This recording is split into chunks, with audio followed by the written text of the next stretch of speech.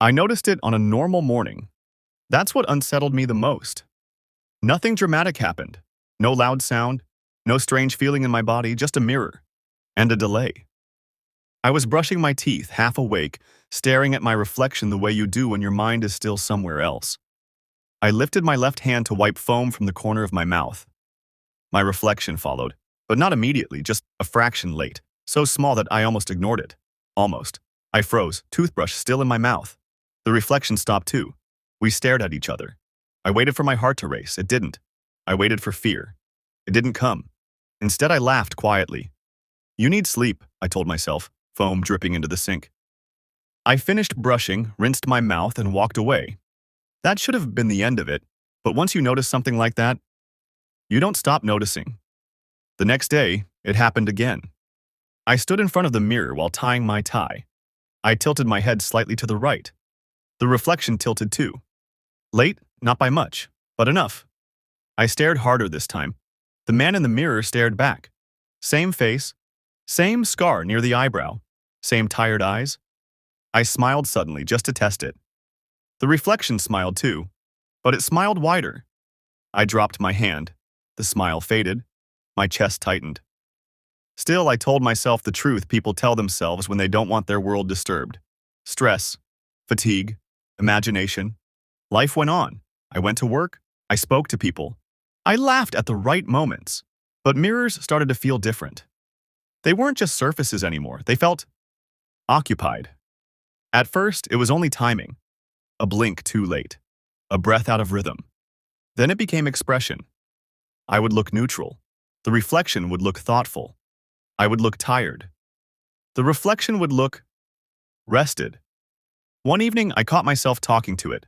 Not intentionally. I was standing in the bathroom after a long day, staring at my own eyes.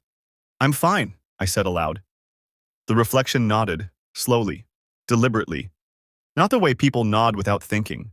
The way someone nods when they understand something you didn't say. That night, I covered the mirror with a towel. I slept better.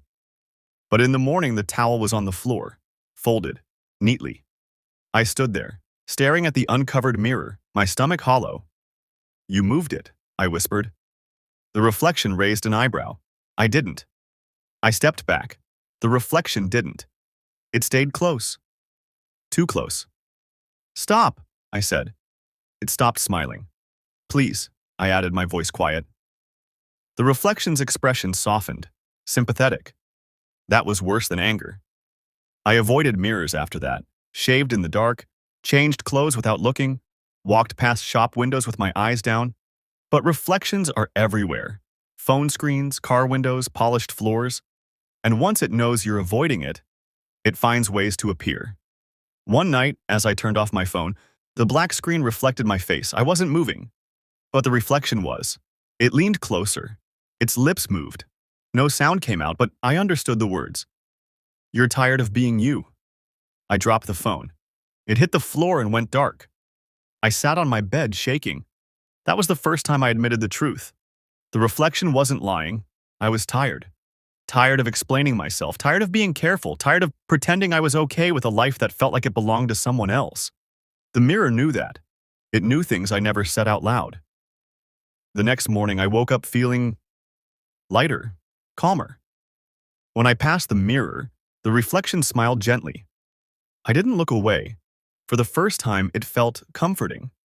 At work, things went well. I spoke with confidence I didn't know I had. I corrected someone without apologizing. I made decisions quickly. People listened. They respected me. That evening, I stood in front of the mirror willingly. You're helping me, I said. The reflection nodded. Of course, its eyes seemed to say. You're better at this than I am. The reflection's smile was small, patient, like it had been waiting for me to realize that. From then on, it began to guide me. Not loudly, not forcefully, just small corrections. When I hesitated, it didn't. When I doubted, it looked certain. Sometimes, when I practiced conversations alone, the reflection would mouth the better words before I spoke. And they always worked. My life improved. Too quickly. Friends said I'd changed. I agreed. But I didn't tell them how. Then the memories started shifting. Not disappearing, just changing. Moments I remembered one way felt slightly off. Arguments I thought I had lost. I remembered winning.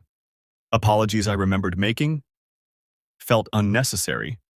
One night, staring into the mirror, I asked, "Did I really say that?" The reflection looked thoughtful. Then it shook its head. No, relief washed over me. So I wasn't weak? The reflection smiled. Never. That word echoed in me. Never. Weeks passed. Then one evening I noticed something wrong. I raised my hand. The reflection didn't. I lowered it. Still nothing. My breath caught. "Move," I whispered. The reflection tilted its head. Curious. I stepped back. The reflection stepped forward until its face filled the glass. "You're not following me anymore," I said. The reflection's eyes were calm. "You don't need me to." Cold crept through my body. "What do you mean?" The reflection leaned closer, so close that the glass fogged. "I've learned enough." I shook my head. "No, you're just a reflection." It smiled, not kindly. "That's what you were," its eyes said. Then something changed. The reflection blinked. I didn't. And in that moment I felt it. A shift, like a hand sliding into a glove. My body went heavy. The world tilted. I tried to step away from the mirror. I couldn't. My reflection stepped back instead, into my place. I watched, trapped through glass that felt suddenly distant. The reflection touched the mirror, touched me. "Stop," I tried to say. No sound came out. The reflection straightened my posture, smoothed my shirt, smiled with my mouth. Then it turned away from the mirror and walked.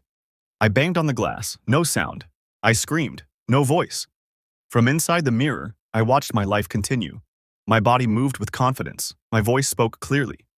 People smiled at me, but it wasn't me. At night, when the room was dark, my reflection would come stand in front of the mirror again. It would look at me, not cruelly, almost gratefully. "You rest now," it whispered once, the sound somehow reaching me. "You were tired." I tried to cry. I couldn't. Time lost meaning. Days passed, weeks maybe. I don't know. Then one night, as my body stood brushing its teeth, it paused. It looked into the mirror, into me. And for the first time, it hesitated. Just for a moment. Its smile flickered. And in that flicker, I understood something terrible. It wasn't perfect, it was just less human. Less doubt, less guilt, less weight. And that was why it worked. Because it didn't feel things the way I did. The reflection leaned closer. "You can come back," it whispered. Hope surged through me. "Really?"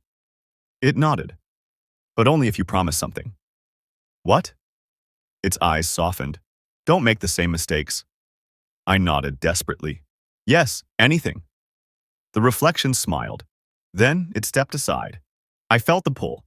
The world rushed. The glass dissolved. I gasped and stumbled back, falling onto the bathroom floor. I was out, in my body. I looked up. The mirror showed my face, normal, breathing, shaking. I laughed and cried at the same time. It was over. I avoided mirrors for days after that, then weeks. When I finally looked again, everything was normal, perfectly in sync. But sometimes, when I catch my reflection at the wrong angle, it looks tired. And for just a fraction of a second, it looks like it's waiting for me to slip again.